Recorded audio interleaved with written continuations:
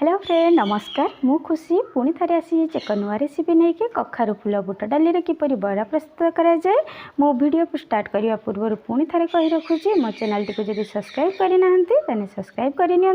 पाखरे थे bell icon को प्रेस करनी मु जहाँ वीडियो अपलोड करी तार सर्वप्रथम नोटिफिकेशन आपण पाइबे। आसतु देखिए कखारु फूलर आ बुट डालीर केमी बरा प्रस्तुत हुए आ तार कौन कौन सामग्री नहीं मैं दुईटा रू तीन भुसुंगा पत्र को छोट छोट काटिकी रखी ये पियाज को पतला पतला काटिकी रखी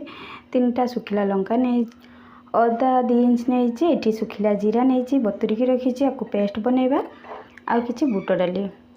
आ हल्दी पाउडर रखी लंका पाउडर रखी धनिया पाउडर रखी स्वाद अनुसार लुण रखी।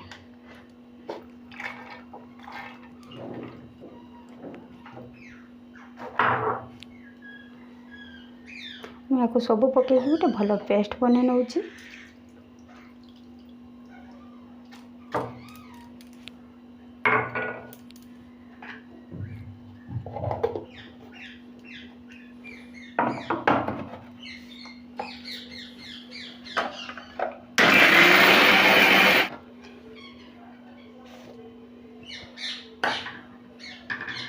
भल कि पूरा चिकन हो जाए बाहर को काढ़ी नौ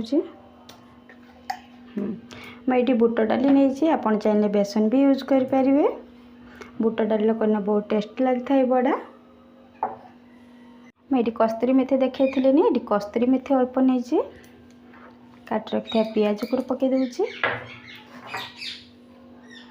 धनिया पाउडर हाफ चम्मच हल्दी पाउडर हाफ चम्मच लंका पाउडर हाफ चम्मच स्वाद अनुसार लुण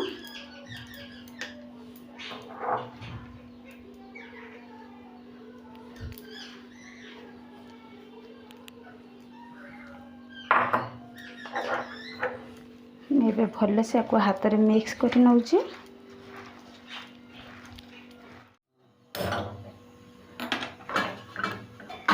कड़े बसई दूसरी कड़े गरम हो गलानी मैं 3 ରୁ 4 चम्मच सोरिष तेल दे दूचे सोरिष तेल भाजिकी मुझे बनैमी आपड़ चाहिए रिफाइन तेल छाणी ने सोरिष तेल भाजिकी बनैनी यहाँ बहुत टेस्ट लगी था। बरा मुझे एमती साइज रे बनाऊँगी एमती साइज रे नहीं कि एमती रखी ने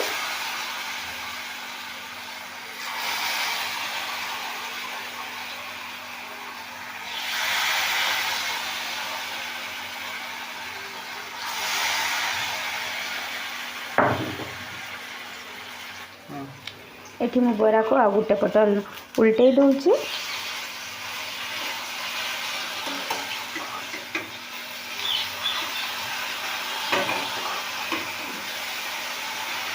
ये बरा को आपण माने स्नैक्स रे भी खाई पारिबे आपको तरकारी भी करि पारिबे आलू टमाटर देकी झोल भी बनै पारिबे।